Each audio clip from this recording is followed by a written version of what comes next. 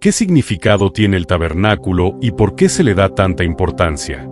Desde los albores de la historia bíblica, Dios ha revelado un deseo constante: habitar en medio de su pueblo. Esta intención se hace especialmente evidente en el periodo posterior al éxodo de Israel, cuando, tras liberar a los hebreos de la esclavitud egipcia, el Señor comenzó a formar con ellos una relación única, basada en un pacto santo. En medio del desierto del Sinaí, luego de manifestarse con gloria sobre el monte y entregar la ley a Moisés, Dios pidió algo sin precedentes: que se le construyera un santuario.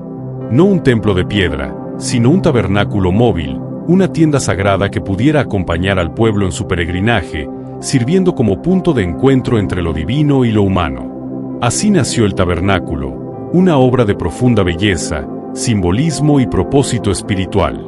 El tabernáculo, también conocido como Mishkan en hebreo, que significa morada o habitación, fue diseñado directamente por Dios. Moisés recibió instrucciones detalladas durante su estancia en el monte Sinaí, las cuales incluían dimensiones exactas, materiales, colores, orden y disposición de cada objeto. Nada quedó al azar. Esta estructura portátil debía reflejar verdades eternas. Era, como lo describe más tarde el autor de Hebreos, una sombra de las cosas celestiales. Se trataba de un modelo visible de la adoración celestial, un mapa espiritual que señalaba el camino hacia la comunión con Dios. La construcción del tabernáculo no fue llevada a cabo por arquitectos comunes, sino por hombres capacitados sobrenaturalmente por el Espíritu de Dios.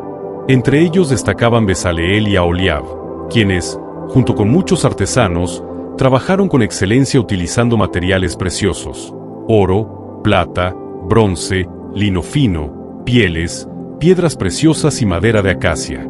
El pueblo de Israel, movido por gratitud y reverencia, ofreció generosamente todos los recursos necesarios, hasta el punto de que Moisés tuvo que pedir que dejaran de traer más. Fue una ofrenda comunitaria, fruto de corazones que habían visto la fidelidad divina en el desierto. Una vez construido, el tabernáculo fue colocado en el centro del campamento de Israel. Todas las tribus se organizaban alrededor de él, como símbolo de que Dios debía estar en el centro de su vida nacional y espiritual. Su estructura se componía de 3 espacios principales: el atrio exterior, el lugar santo y el lugar santísimo. En el atrio, accesible al pueblo, se encontraban el altar de bronce, donde se realizaban los sacrificios, y la fuente de bronce para la purificación de los sacerdotes. Era un lugar de arrepentimiento y consagración. Luego, a través de una cortina, se accedía al lugar santo, reservado exclusivamente para los sacerdotes. Allí estaban la menorá, que iluminaba el espacio con fuego perpetuo, la mesa de los panes de la proposición, símbolo de la provisión divina, y el altar del incienso, cuyas fragancias representaban la oración continua del pueblo hacia Dios. Finalmente, más allá de un segundo velo, se encontraba el lugar santísimo, donde solo el sumo sacerdote podía entrar una vez al año, en el día de la expiación, llevando sangre para el perdón de los pecados del pueblo. En ese lugar estaba el arca del pacto, recubierta de oro y custodiada por 2 querubines. Sobre su cubierta, el propiciatorio, descendía la gloria visible de Dios, la Sejiná, confirmando su presencia en medio del pueblo. Durante los 40 años de travesía por el desierto, el tabernáculo fue el corazón espiritual de Israel. Era desmontado y trasladado cada vez que la nube de la presencia divina se movía, y se volvía a erigir donde Dios determinaba. Este santuario fue el escenario de la adoración, el lugar de revelación divina y el punto de encuentro para la instrucción y la intercesión. Era, en todo sentido, un testimonio viviente del pacto entre Dios e Israel.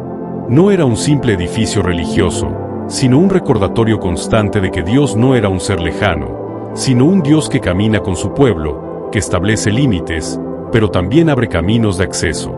Cuando el pueblo entró finalmente en la tierra prometida, el tabernáculo fue trasladado a diferentes lugares, siendo el más significativo Silo, donde permaneció por siglos. Durante el período de los jueces fue el centro religioso de la nación.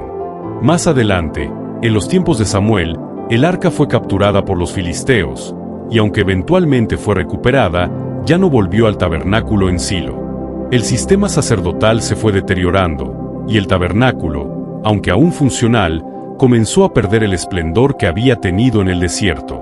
Cuando David se convirtió en rey, trasladó el arca a Jerusalén, colocándola en una tienda especial mientras preparaba el camino para una nueva etapa, la construcción de un templo permanente.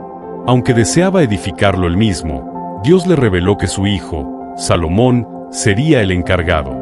Así, el tabernáculo dio paso al templo de Jerusalén, construido siguiendo el mismo modelo, pero en una escala mayor, con materiales más permanentes y adornos majestuosos. Con la consagración del templo, el tabernáculo cumplió su función histórica y desapareció de la narrativa bíblica. Sin embargo, su significado nunca se perdió.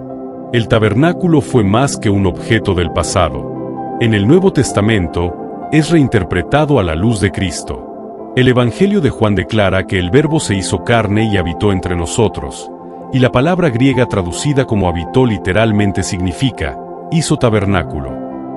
Jesús es presentado como el verdadero tabernáculo, Dios encarnado, que habitó entre nosotros, lleno de gracia y verdad. Hoy, el tabernáculo sigue vigente, no como tienda física, sino como verdad espiritual.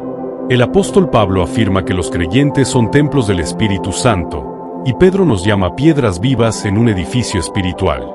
En otras palabras, la iglesia es ahora el tabernáculo viviente de Dios en la tierra.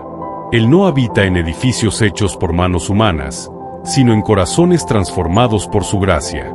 En cada adorador sincero, en cada comunidad que se reúne en su nombre, en cada alma rendida a Cristo, el tabernáculo vive. Y así continuará, hasta que llegue el día glorioso en el que Dios morará eternamente con su pueblo, como dice Apocalipsis. He aquí el tabernáculo de Dios con los hombres, y Él morará con ellos, y ellos serán su pueblo, y Dios mismo estará con ellos como su Dios.